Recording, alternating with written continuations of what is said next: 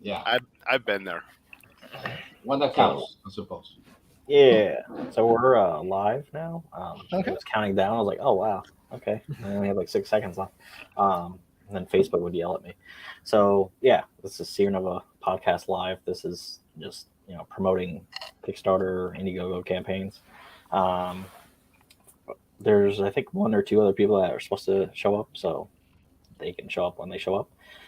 So we're gonna start with introductions. Peter can go first, and we'll just work our way down to David. And yeah. Cool.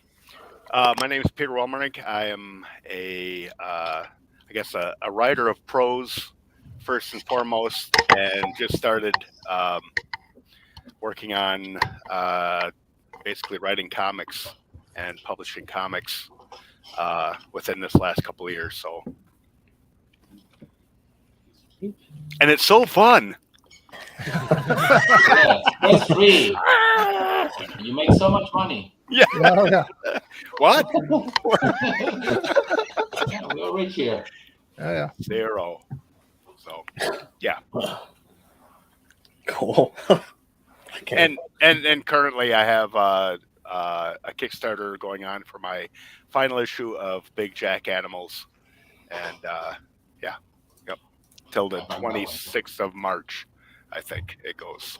So that's me. Whoa. Cool. JT. For a second, I was like, Tom Waits is here? I need glasses. I know. I was looking at that going, wow. Close enough. Hi, I'm JT Malloy. I write, draw, and color and letter One-Man Army, the Sapphire Spectre. Successfully funded twice now Kickstarter comic, and the third one is launching on March 30th, of which the pre-launch page is live now. It's about like a girl from Chicago who can like die on command and turn into her own ghost and fight evil spirits and stuff. So yeah. Wow.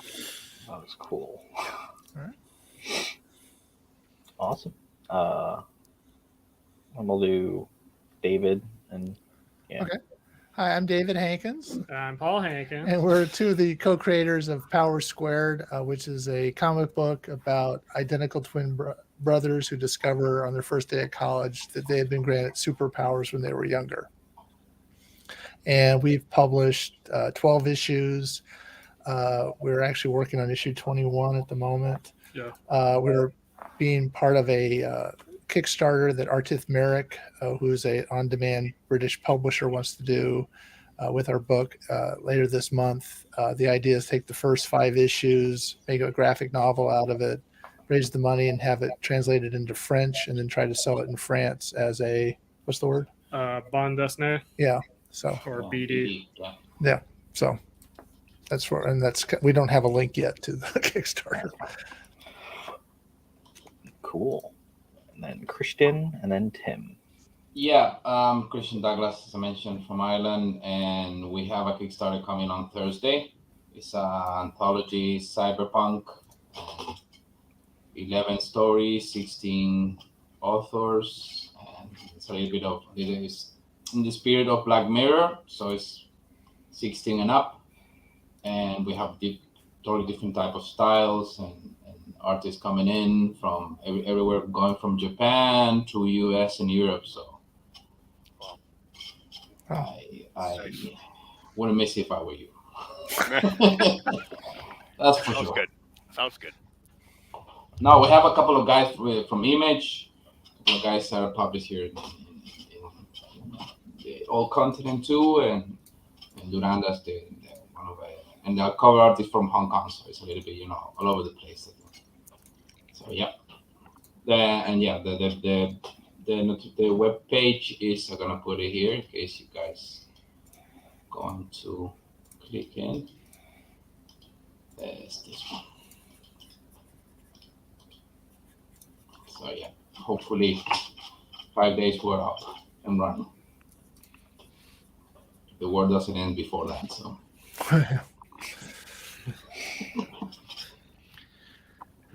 I'm writer and editor. That's the. I have 3 stories in the anthology, and yeah, so I forgot to mention that. But yeah, Cool. I don't know anything. If I drew, I wouldn't sell a book ever. So let the professional do the work. And now Tim. Okay, yeah. Hi, I'm Tim Watts. I am the creator, writer, and inker of The Republic, which is a post-apocalyptic graphic novel. And the Kickstarter is live right now. We launched on March 1st and actually funded within 2 days, so that's cool. And, it's a love of mine. I've been a fan of the genre for a long time. I used to host a post-apocalyptic podcast where we would talk about books, TV shows, video games, things like that, and decided that I wanted to add my own story to the genre, and spent the last 3 years making it, and now we're trying to get it out there. So I'm happy that we're funded, and just trying to see if we can't go a little bit further, because I have a sequel that I'm outlining at the moment that I would love to get a chance to make. Awesome. Yeah, make sure you put your link in the private chat, Tim, Yeah, I would do that. because I don't like post-apocalyptic stuff at all. as Greg will attest to. I don't write it. I don't do comics on it. Nothing. I'm that guy too, Tim. So Fantastic. Yeah, no, my start was back in the 80s. The Road Warrior, Mel Gibson movie, obviously. And about the same time, I know a lot of people, their first role-playing experience was Dungeons and Dragons, but for me, it was a lesser-known TSR product called Gamma World. Oh, nice. I don't know if anyone was aware of that, but yeah, TSR, shortly after they released D&D, released Gamma World, which was their post-apocalyptic role-playing game. So that movie and that game hit me at the same time, just the right age to fall in love with it and love all the storytelling options that are available to you in an apocalyptic setting. Nice. I think I remember that. I have my stories planned out for years ahead of time, and I actually have post-apocalyptic kind of stuff going on later, and it's superhero stories, but it's superheroes in post-apocalyptic kind of situations. Yeah, nice. Yeah, so can't wait for that. But that'll be 2040 or something. Yeah, I have it all planned out, webbed out. Yeah, that sounds like a long way away, but you'll blink and it'll be here. Exactly. Cool. So let's first talk about a little bit about Big Jack. So what's your little pitch for that? Big Jack is a post-apocalyptic revenge story. It's about Jack Galloway, who just basically, I'm not going to sing Beverly Hillbillies, but tries to keep his family fed. But anyway, he takes on a job trying to collect a bounty, and basically picks the wrong guy on the wrong day, and that guy doesn't want to come along quietly, ends up killing himself, and his maniacal brother, Darby Thompson, basically decides that Jack, is guilty of basically killing his brother, killing his family. So Darby takes revenge, burns his house down, kidnaps his wife and young kids, and Jack spends the rest of the time with his aged sidekick Flory Larson, trying to figure out how in the hell to get his family back without getting himself and his family killed. So, and then probably getting the hell out of that whole area. It's based in West Michigan, where I am from, so I know the area quite well, and I enjoy putting it through its post-apocalyptic paces. So I figure, write what you know. Well, I know West Michigan, so why not? Why's it got to be New York and Tokyo and all those other places having all the fun? So anyway, and so far it's going pretty good. So, but it's like a big action adventure story.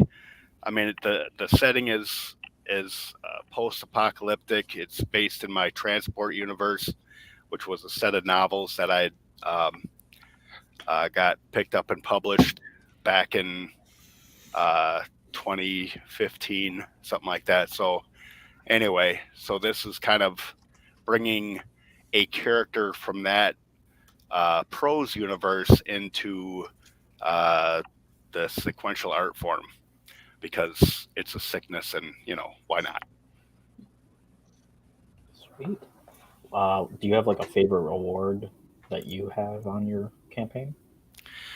Well, actually, this time around, I actually got on Hero Forge, and I was able to design a Big Jack minifigure. In fact, hang on just 1 second. I'll grab the one that I ended up purchasing.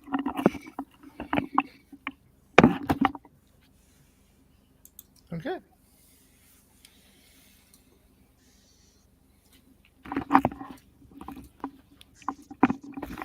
I thought it would be cool this time around to have a little something different than just a T-shirt and some other stuff. So I knew that you could design your own figure. And anyway, that's my dude right there. Nice. Yeah, so I offer that at a certain tier, and also there's you can get it as an add-on. That's kind of my favorite right now. So I should probably try to paint it, but we'll see how that would go. So I used to do a lot of that back when I was doing D&D and playing Shadowrun. Tim, you might remember that one too. I know the game. Yep. Yeah. So anyway, but I don't know. We'll see about painting that one. But anyway, but I offer that. I think that's kind of a cool piece for this final book here. Oh, and I also do enjoy doing the custom short stories for people, and they get a black and white Erwin or Rosa illustration to go along with their story, and basically I let the backer decide if they want to be in the story and what the story is about, and then I write it around whatever they want. So, which it would still be in the Big Jack realm, and usually he's in it. But so that's a lot of fun, because I like being challenged by somebody else's idea and then running with it. And so far, I think I've done it 4 or 5 times now for the first and second issue, and I'm ready to do it again for the third. So, Wow. That's awesome. Yeah. So how long does it take to write one of those? Well, I don't know about you folks, but I'm my own worst enemy when it comes to like sitting down and actually, putting my nose to the grind. But I mean, truly, if I sit down and focus on what I'm doing and have the beginning and ending, in mind, usually, I don't know, it might take, if I'm diligent, like maybe a week to write that, and then a lot more time poring over it and maybe tweaking it. So, but that's if I focus, and I think you guys know how that goes. So you go, yeah, I can bust this out in a week. I just gotta focus. I gotta take some time, and yeah, it never quite happens that way. So I got to say that a lot of stuff that you're saying about setting it where you live and all of that it was like I was listening to myself. My book is set in Sacramento, where I'm at. I saw they had your Kickstarter page up there, scrolling down, and you listed two of my top 5 post-apocalyptic movies ever, with Book of Eli and The Road. I love that. Just fantastic. Yep. So yeah, I definitely understand where you're coming from, and yeah, it's a great looking project. Thanks. Yeah, it's been fun, and frustrating when you're like trying to make it. Come on, I just I mean, if I was, like I always say, if I was independently wealthy, but Yeah, we'd all have publishing companies. yes, yes. I got a day job and a wife and kids and a comic book addiction, and but it's creating this kind of stuff either in prose form or in this sequential art, very visual form. It's fun. It's work, but it's fun. I like it. Cool. All right, JT, what's your pitch for? Wake up! I'm here. No, I'm drinking coffee, so I'm quite aware of my surroundings, maybe to a ridiculous extent. Okay. So, yeah, no, it's funny. You guys are all kind of setting your stuff like around where you live too, because that's definitely what I do. Write what you know and all that, especially location. Sapphire Spectre is a comic that takes place in Chicago, and I try to like incorporate just subtly like some Chicagoisms in their locations, things like that. Like if I'm plotting an action scene, I actually kind of know like have a spatial awareness of like where it's happening and all that stuff, so I can kind of rotate the camera in my head and all that, So like but yeah, it's cool. It's about a girl, like I said, I gave like a not even an elevator, that was more like a turbo lift pitch, but like is that a Star Trek reference? Did I just make a Star Trek reference? Say you did. Yeah, so it's about a girl named Sylvia Sloan who can die on command, enter the spirit world as her own ghost, almost like a Doctor Strange astral projection kind of way, and fight evil demons and ghosts and stuff like that, because there's kind of a rift between the real world and the ghost world, and she's trying to kind of close that rift a bit by making sure that like demons and stuff don't attack humans and stuff like that. So yeah, and she's got a lot of like personal problems, kind of like Spider-Man and stuff. I'm a huge Spider-Man fan, and the whole thing kind of has like a PG-13, a harsh PG-13, light R kind of vibe, kind of like the recent Batman movie, and very influenced by like the Michael Turner era of like femme fatales, like Witchblade and Fathom and stuff like that, and also grew up a huge Ghostbusters fan, still am, and all just other subtle little things like Mortal Kombat and my ridiculous like punk rock history and everything. So yeah, I just kind of merged that all together into some kind of dark comic with oversaturation when it comes to the ghosts, and yeah, it's like funny at times and stuff like that too. It's not like a dour experience, but like but yeah, no, it's fun. So yeah. And you do like the whole ball of wax as far as the writing, the illustrating. Is that what you said earlier? Yeah. Okay. Write, draw, color, ink, all that stuff. And Nice. yeah, it's kind of frustrating at times because I have so many stories and I know exactly where it's all going and it's all building to something. But it's like The struggle is real, my wading friend. through molasses trying to get there, you know what I mean? So yeah. So it's like, oh man, I have a great idea for issue 12. Where am I again? I just finished 3. Jesus Christ. Yep.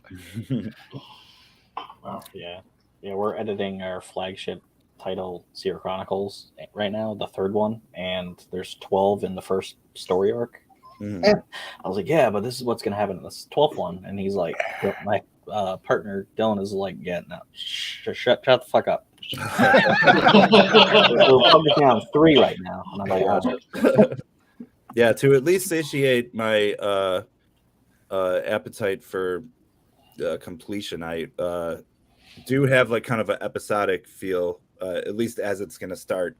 It's going to get like there will be a little more like continuing plot threads and stuff. I'm very much into like, not into decompression like the post Bendis era of comics. Like I'm more into like the kind of like the Silver and Bronze Age of comics, where like there were actual like continuing plot threads throughout it, but you still got a satisfying read from one or two, one issue and stuff like that, where like, yeah, so it's all building in the background to somewhere, but it's also like the first issue was a one and done, second issue was a one and done, 3 is going to be a continuation, but it's wrapped up in 4, no part 1 to 5 or anything. So yeah, I definitely try to, I don't know, make it feel like somebody read something that wasn't just like, I don't know, for a while comics were getting kind of, it was like Peter Parker wakes up in the morning and brushes his teeth. Then in issue 2, you know, like Right. I don't know. So, Yeah. but it's fun. And in the 3rd issue, she encounters her deadliest villain yet. Her name is the Violet Void, and she has like practically the same powers as her. So it's gonna be like a purple on blue slugfest, and Nice. it's pretty fun. I'm working on the Kickstarter video for it right now. Is there any way I can screen share? Yeah. Does that work? Yeah. I'm gonna I click think the share if you thing. can share wherever that button is for you, and then I just allow it. Because I'm actually editing this. It is 95% done, so I might as well just show it off. Can you all see this? Yep. Okay. Right away, tell me if the music is too loud in the beginning. Is it good? We don't even hear any I sound. didn't hear anything. I think Oh, it's you don't hear anything? audio. Ah, shnikes. The Gotcha. music's so loud I can't even hear it. I'll become deaf. Mom, become deaf. What? So you can't hear this right now? Like this isn't Line, Nope. happening? Ah, nuts. Yeah. Okay. Well, I'll take you through a little guide. But yeah, I'd like to make fun videos, and it's my friend like cosplaying her. This is my art. So this is like interiors for issue 3. There's like a Halloween party going on. The main character's dressed as Elvira, which is Nice. fun. Yep. Her ex-boyfriend's there, and he's dressed as Pinhead. And yeah, then this chick shows up and turns everything upside down. So they have to fight. Wow. I love your style, man. Thank you very much. Yeah, nice stuff. Yeah. Yeah. Heck yeah. Dang it. Take my money now. No, It has like Yeah. a creepy vibe, all that, like those colors, especially in the saturation. Yeah, so it reminds me of those times. Yeah, Mhm. like Tomb of Dracula and all that. Yeah. Yeah, I grew up in like the Joe Mad, J. Scott Campbell on Gen 13 kind of era, you know. So Bruce Timm, love Batman the Animated Series and all that. So Makes sense. yep. Everything adds up. But I still love the old guard too. The medium guard, I guess it would be in a history thing. Like I love John Byrne, George Perez, all that stuff. So sweet. David, you don't have a link yet, really? You don't have like No, I sent you a link to our comic book, the website, but no, we don't have a link yet Yeah. to the Kickstarter. you have like a pitch for the Well, it's the story that yeah. we're sort of pre-apocalyptic. Good. We're taking over the show. Before all the bad stuff happens. you mean in the real world right Yeah, now? yeah. Because I'm pretty sure they are. Right, what we know was Paul and his twin brother Trevor and I were the 3 creators of it. So we're focusing on identical twins. Yeah. As I grew up with a lot of comics, cartoons, and anime and manga, and I noticed usually when like twins were featured, they're like gimmick characters, and when they are leads, they're usually fraternal twins, like most of the time. So we focus Power Squared on identical twins to better explore identical twins as leads without necessarily resorting to stereotypes.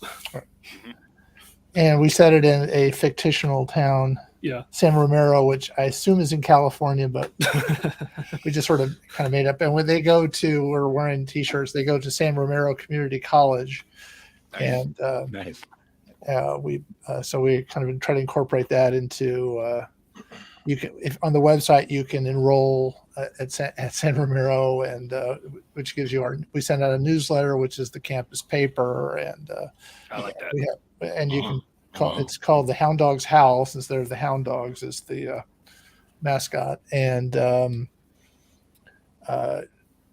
We have you can buy. We have links to everything in the campus store, so we're trying to keep that little theme going a little bit. That's cool. awesome. Yeah. That's a great idea.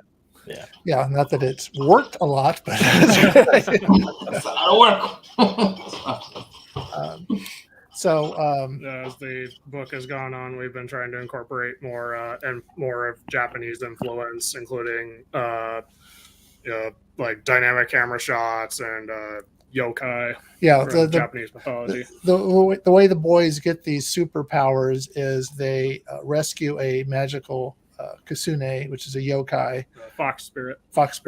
and she is sort of being chased by other yokais who are out to get her, and the boys' appearance sort of kind of they shy off because they don't want to get involved with humans. And she grants them some powers, she says, as sort of a thank you, but it's also kind of as more people, who have powers. And they're about 8 or 9 years old, and they don't clue in on it. But she had been hit in the head by a tree branch, and it was kind of woozy. And so instead of seeing 2 boys, she kind of sees 1. And so when she grants these powers, they don't necessarily get them even the same ones. They do get some of the same, but each boy has his own little superpower. Yeah. And excuse me? Sorry about that. Oh, okay. I thought it was a comment. That was okay. And then for the powers they share, only one boy can use the power at a time. Yeah. So we try to set up some sort of odd little quirks to it. Yeah. And we are trying to invest more in time into the yokais and all that as we go. Yeah. But the first 5 issues are basically kind of setting things up.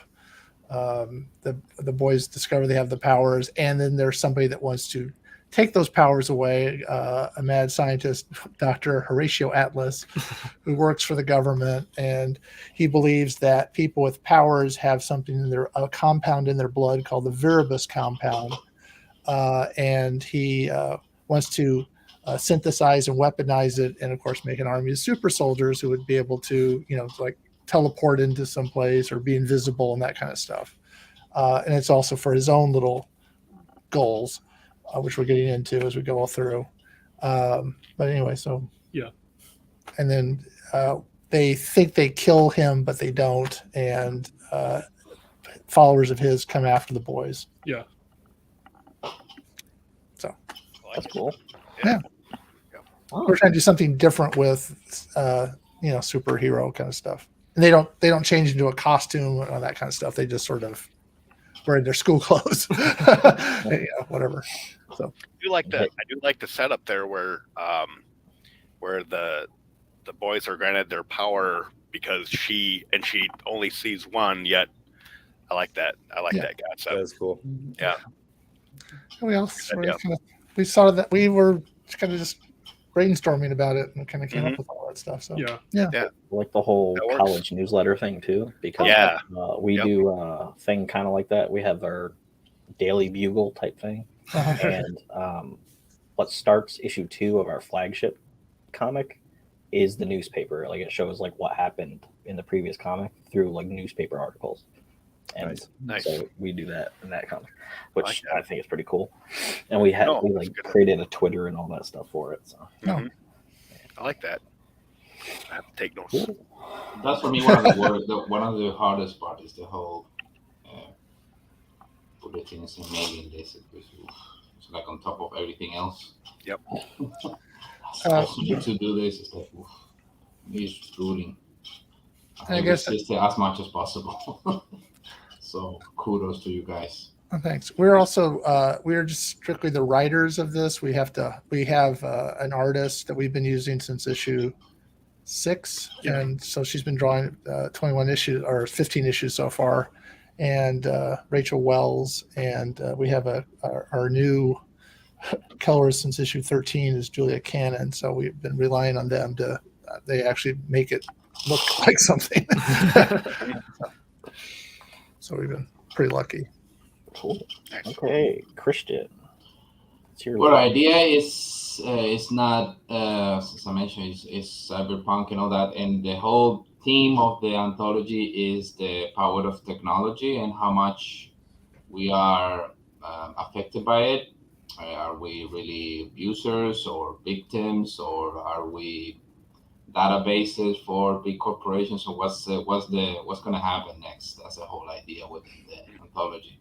It's 11 stories, so you have everything ranging from things in space, or after the bang, or before the bang, or so. I'm gonna show you guys a little bit of because we're still finishing up the Kickstarter, but at least I have I can show you this is the dossier.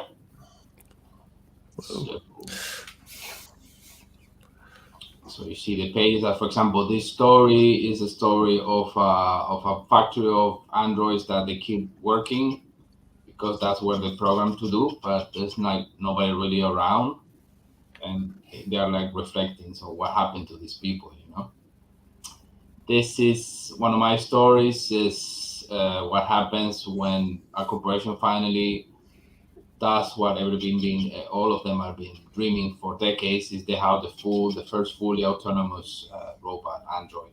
So what happens after that was good. That's beautifully drawn. Yeah, that Yeah, splash that's page nice. is fantastic. Wow. This is one of I think the only comic relief. This is Dirk and Delilah. It's a story of Dirk Domingo. Is a character that's in a bunch of applications. He has his own series, and he's struggling because he's been confined to that spaceship because he's fleeing some bad guy, and this is the AI is the one that's like a babysitter, and it's the whole thing that happens there. Nice.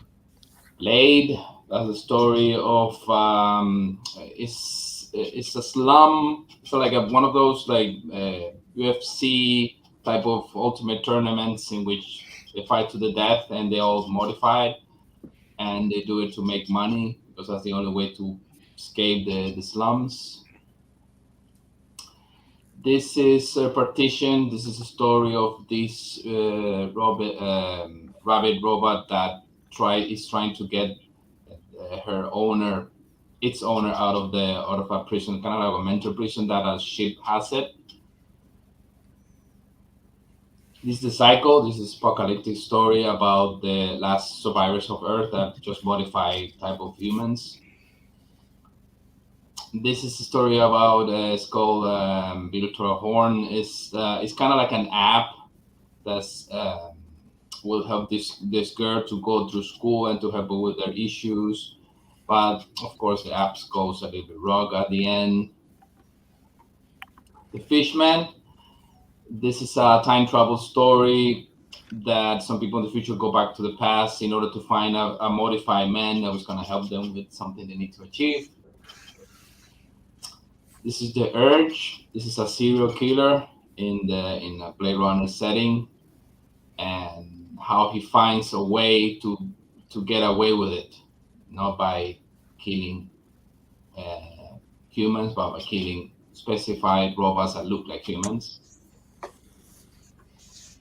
This is the girl that wanted to be real. This is gonna be our second series of our ongoing series in Popular Tales. It's Pinocchio, and of course, this engineer is Geppetto.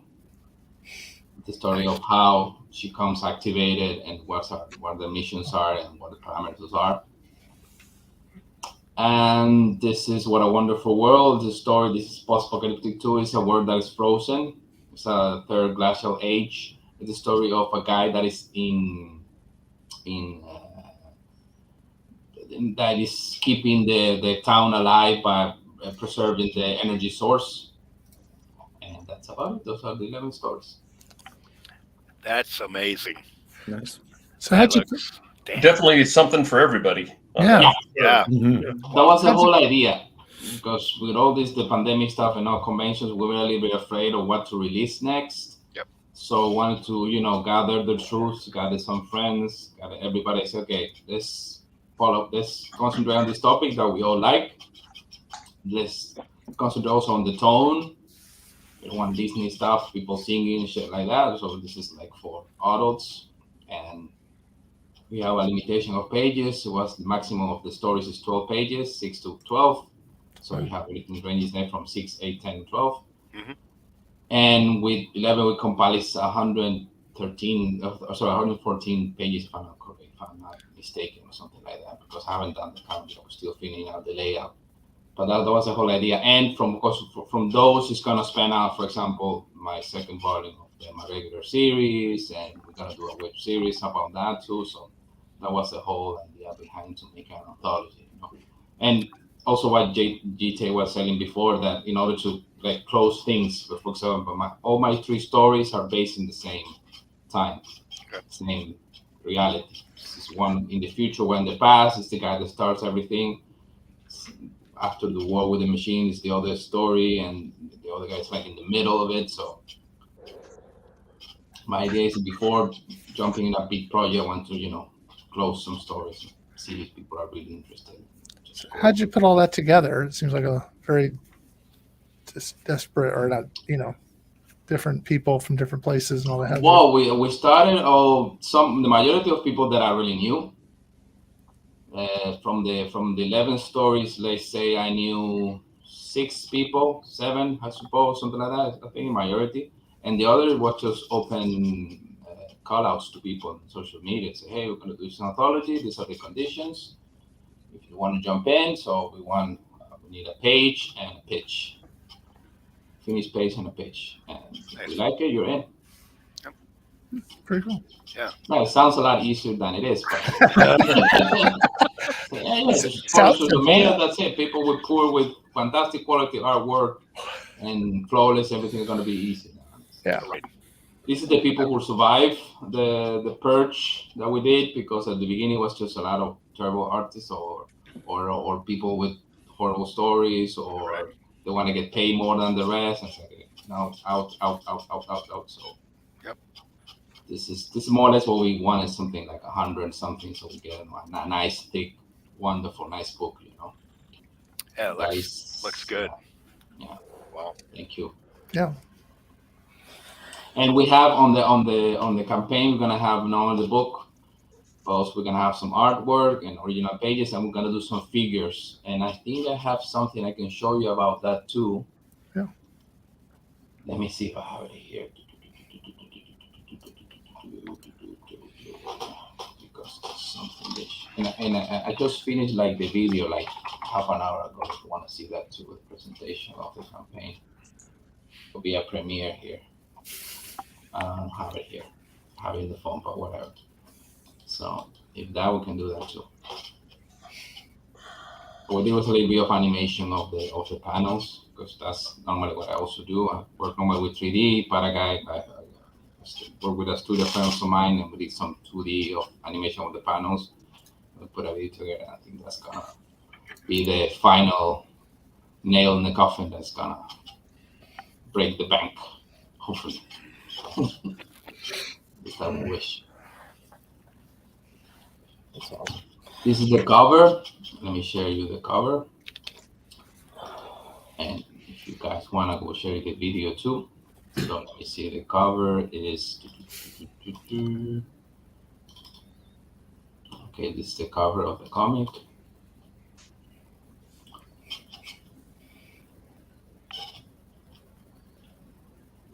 That's cool.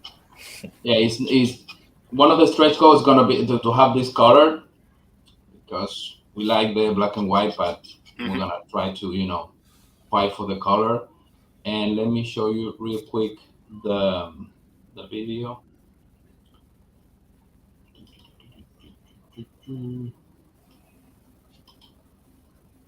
That's the video.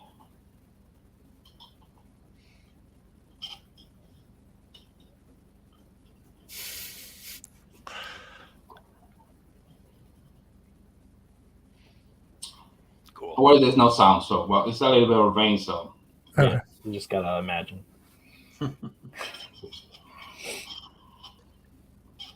Now, I don't know if I heard you mention it or not, but with the name of Electric Sheep, I'm assuming there's a Philip K. Dick influence.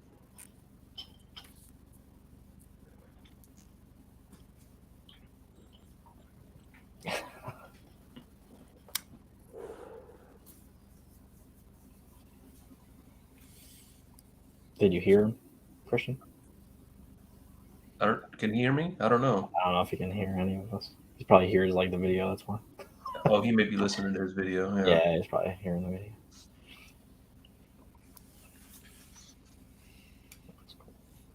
Good to know. Maybe I won't try to play mine. We'll be talking. Yeah, We'll be talking behind your back. Right. I get way too self-conscious for that. Yeah, I think you have to enable audio or something, and I don't know Yeah. because I never do that. And that's it, guys. Yeah, I think there was an audio issue that while you were playing it, you couldn't hear us. I was asking with the title "Electric Sheep." I'm guessing there's a Philip K. Dick influence. Yeah, of course. The whole anthology is an homage to Philip, to of course Ridley Scott masterpiece, and to things like The Matrix, and of course Necromancer, etc. All the classics of even you see the thing of the cover with the sheep with the goggles inside Necromancer, clear reference. So yeah. So it's Cool. It brings for all the good fountains, I suppose. Yeah. Cool. Okay, Tim, you're up. Yeah. So the Republic. My turbo lift pitch is basically post-apocalyptic Game of Thrones, but with hopefully a more satisfying ending.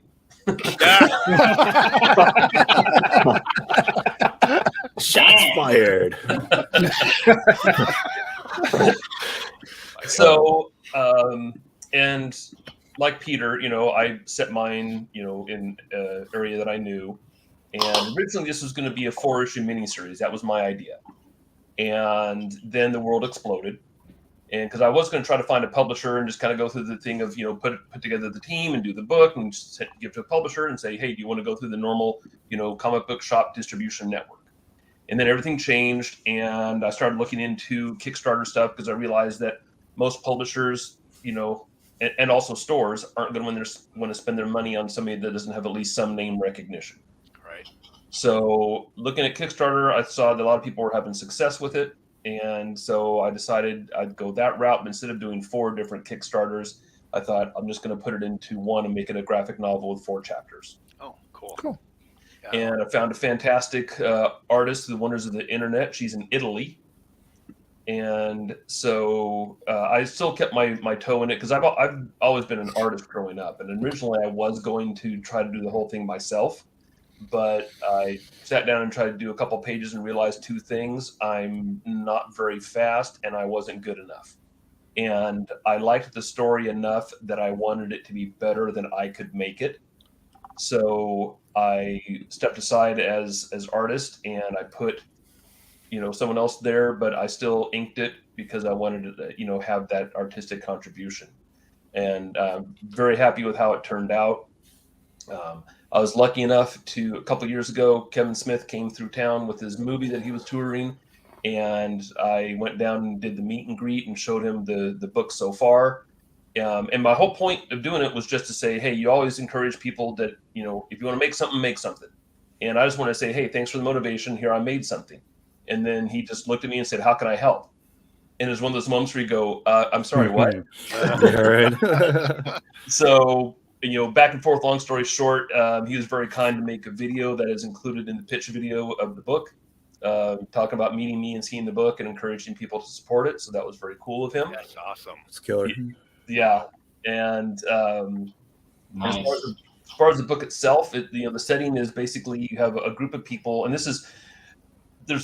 I could spend the whole time talking about, the ins and outs of post-apocalyptic genre the same way I'm sure Peter could.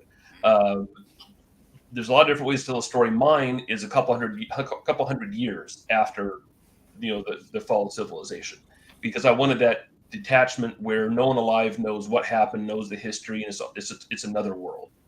And they've started rebuilding and recovering in the ruins of a city. And over time, they've been able to build themselves up to where when the story starts, they're just starting to have some semblance of security and a little bit of safety. They can grow enough food and they become kind of like a regional power. And at that point, they hear about a group that is referred to as the Southern Tribes that is moving into their territory. And these people have a reputation of being, brutal and vicious, and they're the boogeymen kind of a thing. And a lot of my influence, in addition to loving the genre and loving comics, I'm also a history nerd, specifically Roman history. So if you know any Roman history, Rome was a city on a river, Sacramento is a city on a river, and they're a power. And then you have a large nomadic group moving into the territory, and there's a lot of parallels with Roman history, which I like to factor into that. And one thing about my story is quote unquote real world, meaning there aren't zombies, there aren't mutants, there aren't things like that. This is a story with real people, because that was always been my draw to the genre is, how do people react when you take away the security blanket of civilization? Mm-hmm. And there's a lot of different ways that you can go with that. And I really enjoy that aspect of it, because having done a podcast, over 100 episodes analyzing the genre, I noticed that a lot of people fall into one of three categories. You have the group of people that immediately try to rebuild what they lost and get back the world that was there. You have the group of people who see it as a reset or a clean slate and a chance to try to make something better than what was before.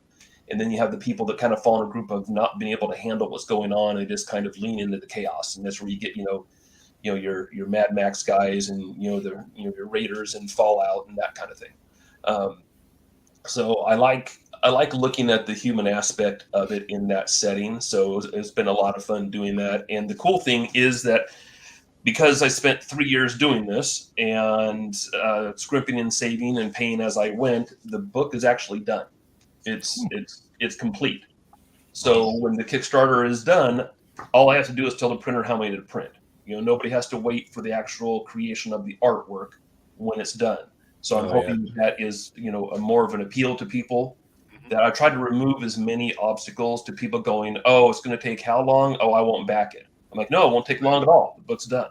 That's a big plus. In my videos, I always make sure I clarify that, hey, this is either 95% done or 100% done, Exactly. Yeah. Because I understand that, I don't have a following. I haven't been in the industry for 20 years and making books and doing things. So I don't have that track record to fall back on. Oh, I know Tim. I know that he'll follow through. I know he'll come through with the book. People might say, I don't know this guy. He could disappear tomorrow. So I want to at least show that, no, the book is actually done. I spent 3 years putting my money in. And that's another thing. Everyone that worked on the book with me, the penciler, the colorist, the letterer, everybody that worked with me has already been paid for their work, because I didn't think it was fair for them to work for free for me to realize my dream. So what this is, the Kickstarter, I don't have illusions that I'll recover all the money that I put into it. But I kind of accepted that, because this is something I wanted to do because I loved doing it. But I wanted to see, how close I can get to jump starting funding on a sequel, because I do have an idea for a pretty cool sequel that I would like to tell. So yeah, it's been a great experience, and looking over at my other monitor right now and seeing that I'm funded, and actually since this morning I have a couple more backers, so that's cool. So yeah, it feels really good. Sweet. Yeah, it's awesome. Yeah, since our Looks Kickstarter, yeah, I backed both of you guys already, just in case, Peter and Tim, just so you guys know. So you have one more. Thank you very much. Since our one Kickstarter like 2 years ago, I'm finally fulfilling the rest of it, because the art was not done, and I was like, the remaster of the first issue is going to be out when issue 2 will be out, like shortly after. No, that didn't happen. So, yeah, I mean, from the day my penciler started until we were completely done with the finished book, where I could get like sample copies printed, it was over 2 years. It was like 2 years and 3 months or something like that. And there's no way in the world that I'm going to do a Kickstarter and tell people, okay, I'll see you in 2 years. That's just this doesn't seem fair. So I'd rather, suck it up and do it on the front end, and then be able to turn around and say, here's the book. Yeah. Usually I, for my fulfillment, I try not to go over 6 months. I mean, I say that, like, for Big Jack, the target to get the book out to everybody, to all the backers and stuff, is October of this year. So last year I tried that same thing, and I got a little bit behind, mainly because my interior artist E.B. Cantata had a couple other projects going on, and so I got kind of pushed to the back burner a little bit. But this time around, I'm paying him a little bit more, so hopefully. That always puts you in the front line. It's like, I know how it goes. yeah, I'm the writer, and I get mad that the artist is constantly working on other stuff, and the artist is me. Knock it off and focus on the thing you wrote. uh-huh. Yeah, I knew if I tried to draw it, it'd get done about the time I die, or not get done. We are We're not almost artists, so we just didn't even try. over 80% done our book. So we normally fantastic. always deliver like tops 3 months after the campaign is over. Yeah, no, that is, it's so important. Yeah, it's so important to be able to do that. Yeah, Although now with paper supplies and things like that, Oh yeah, shit happens. I'm hoping that there's not a delay in getting the book printed. And I kind of had to just accept that, international shipping is a challenge already, and then now with everything going on, it's even more crazy. That I've kind of just said, okay, for international, I thank you very much for the support. Here's the PDF that you can do, and I really appreciate it. And it's too much of a wild card to try to ship, $100 worth of stuff, around halfway around the world right now. Yeah. I did that on my first one where I really didn't figure out what the cost would be to ship internationally. Dude. And the farthest, and it was my fault, so I ate it. But and then I had I think like 5 backers out of the UK, and I'm like, oh boy. And when I went down to the post office to mail that stuff, it's like, oh, it's more than the cost me a little bit. Yeah.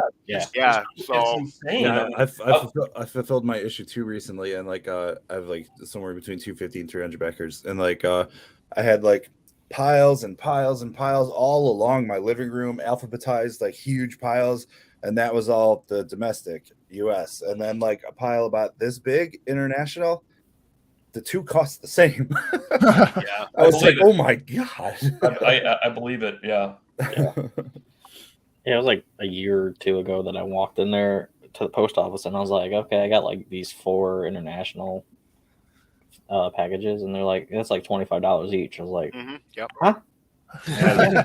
Oh, and you got to for international, that sounds reasonable. Some of them could be, more than that. Like 60 for me. Yeah, I just walked in there probably a month ago, and it said Canada by itself is $20. It's like, I got 3 people I gotta ship.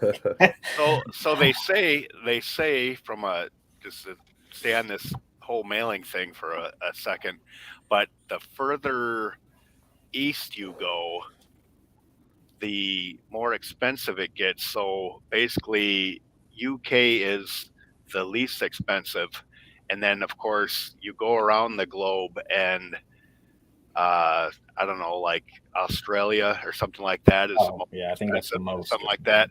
But I'm going, well, wait a minute. If I go west, it's a lot closer, or you know what I'm saying? Yeah. It's like, why do you got to go that way? Why can't you go? Yeah, I heard one creator say that for international, they would just do Australia, because as the most expensive one, and just say that's the cost for everything, no matter where it goes. Is that so that way they were covered? For that, but for people in the UK and stuff, it made for really expensive shipping. Yeah. You back for one physical copy, and you pay more for shipping than you do for the book. Yeah, right. Do you want to buy groceries or do you want to buy my comic? Right. Yeah, buy my comic, right? Yeah, exactly. Which is more satisfying. Food's overrated. There are 0 calories in the Sapphire Spectre. There you go. There you go. We're lucky that way because in case that we have a deal with one of the dealers here for the transportation, but if we see that it gets too crazy, for example in Japan and stuff like that, because hopefully we're going to do it also in Japanese, we have artists there so he can deal with that, say, hey, give it to distributor that prints X, and that's it. So don't worry about that. We had a meeting with a guy that was from South Africa, and he wanted us to do his Kickstarter for him. And then I'm like, you have to like figure out shipping and stuff. He's like, oh, would you like be able to ship everything? I'm like, yeah, but like Paying for you're it. probably gonna have like international backers, probably like maybe Yeah. some of your friends and family. And I don't know how much it is to ship to South Africa, but I don't think it's like $5. And he's like, oh No. yeah, we'll figure out a different thing. I was like, oh, okay. So they're not even doing a Kickstarter. I was like, all right. Hey, Greg, do we have a second to show off my covers real quick? I totally forgot to do that. Oh, That yeah. was my, yeah, I just want to give a shout out to some of the.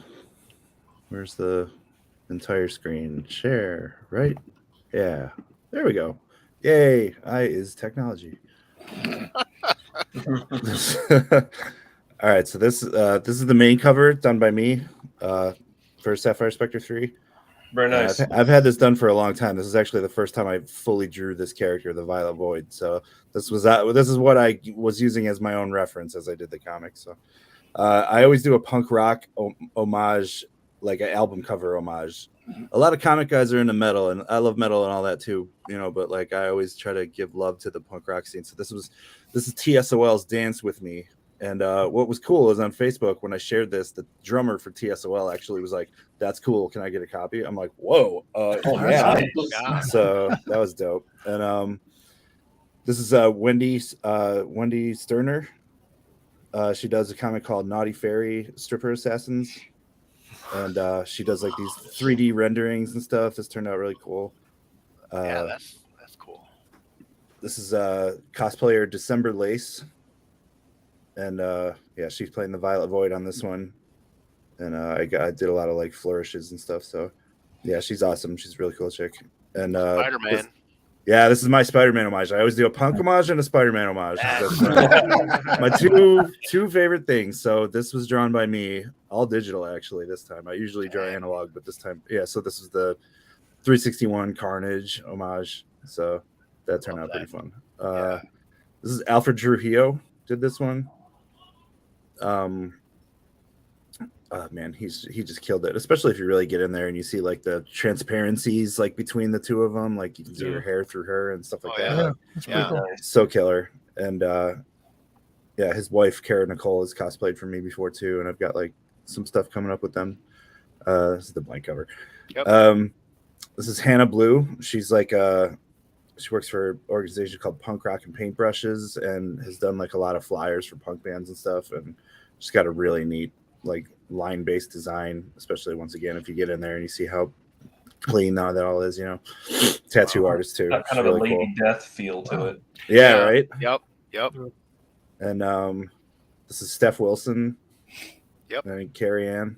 And oh man, this is like probably the coolest Steph Wilson cover I've ever seen. And I'm like, oh, thank God he did the coolest thing ever for me. I just love it. It's so fun.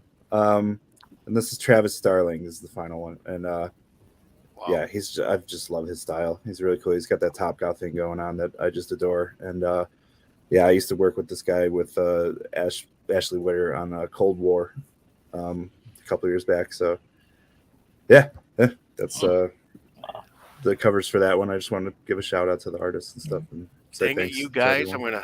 gonna need a second and third job. All your stuff is like awesome sounding and looking. So wow. We have also a variant cover that is going to be from one of the artists of Love, Death, and Robots. But that's like kind of a surprise That's cool. for the middle of the campaign. He's a friend of ours, and he said, "Yeah, I'll do one for you, no problem." Nice. Wow. Yeah. Yeah, on mine originally, my penciler had done wraparound covers when it was going to be 4 separate issues, and when I converted it to a single volume, I used the front of the covers as the chapter dividers. But I wanted people to be able to see all the art because she did a fantastic job. So one of the rewards that includes it are art prints of the full image of all 4 of the covers that she did, so people can still see, you know, the great job that she did. So it's kind of nice that it worked out that way, that, you know, people get to see the art, and it's another reward that we get to throw into the campaign.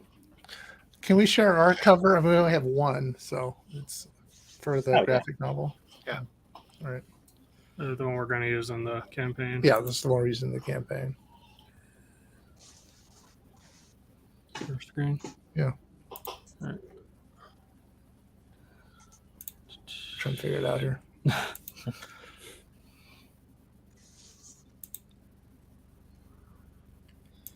Yeah, you gotta like click on the window itself so that the blue share button turns blue instead Okay. of gray. Go to share screen. I learned that. I failed upwards. Okay, so we want to flip it to there. Okay, so can you see this? Woo! Yeah. Okay, so that's our heroes are on the boys at the bottom. It's Marty and Eli Powers, and above are the evil people after that. And then we did a back cover, which is the idea, part of the idea behind the front and back cover for the BD was like, intense anime opening and then calm anime ending. so this is the boys and their friends and girlfriends and some characters that come up later in later stories. The guy with the green hair and the girl with the purse walking in are actually in later stories, but we just thought we'd kind of drop them in now as little Easter eggs, I guess. Oh, Yeah. Nice. Yeah, so Yeah, cool. that's it. Well, That would show something. Killer. Very No, I nice. love the art. The Yeah, design. no, I like the art. I like the being able to tell the quote unquote normal slice of life settings as well, and it's not all punching and action, and that to me that shows an artist's skill when they can show two people having a conversation and make it interesting. For Right. sure. Yep. We'll pass that along. So, Yeah, mine. I won't try to play it since there's audio issues. But in addition to the pitch video, we put together a trailer for the book, and I've seen other people that did videos on campaigns that they said it was a trailer, but it's more kind of like a collage of images from the book, and I want to make it actual like a movie trailer. So we cut it together to where it tells a story. There's a music bed, there's sound effects. I have several of my friends that recorded lines of dialogue from the book. Cool. So it feels like an actual movie trailer. So yeah, I would encourage you guys to check it out. I'm pretty happy. And a buddy of mine that had, was a editor in television for a long time helped me out with that, put it together. That's what I do, 9 to 5. All right. Okay. Yeah. He used to cut the morning news show for like 12 years. So he helped me out with that, and very happy with how it turned out. That's awesome. Nice. Nice. Cool. Well, I think we're going to end it, but thanks for coming. yes. Thank you for having Thanks, me. Greg, for organizing that. Yeah. Nice Well- meeting you guys. Yeah. Yeah. We're going to check out absolutely. your Kickstarters, and we hope you'll check out ours when it comes up on Yep. the 24th. I went back while everyone was talking and either put in a remind me or to notify me when your stuff launches, and I also bookmarked the Power Squared site so I can be a student. We hope you enroll. Yeah. It's free. And go check out Big Jack because it's your sources and influences are all in my wheelhouse. So yeah, I definitely want to check that out. Cool. If Yeah. you guys need one for the guys already have the campaign running or the one's gonna go, if you need something for your stretch goals or early birds, so let me know and I give you like one shots or Yeah. one event. Yep. Yeah, that's Well, the other thing too that I find as we start to network more and more with more people, that those opportunities come up and it gives a little extra boost to everyone's campaign. So appreciate it. because it's I think Yeah. it's how you build communities, Yeah. Oh yeah. Oh yeah, absolutely. Actually, that's almost the best part of doing a comic book is meeting other people doing comic books. Yeah. Always, You're crazy like I am. Yeah. yeah. Exactly. Exactly. So thank for you, me, Greg. the best part is like selling out a show. That's for me the best part. It's like, fuck, okay, Mhm. good. Yeah. I can relax the whole week. Yeah. It's worth it. Well, thanks a lot, Greg, for putting it all together. It's been cool. Yeah, Yeah, thanks, David. Greg. Thank you, very man. much. For sure. No problem. Cool. Well, it's nice to meet everybody. Yeah. it's Nice nice Yeah, meeting you you too. guys. All right. Good well, luck with everything. Thank all you. of you.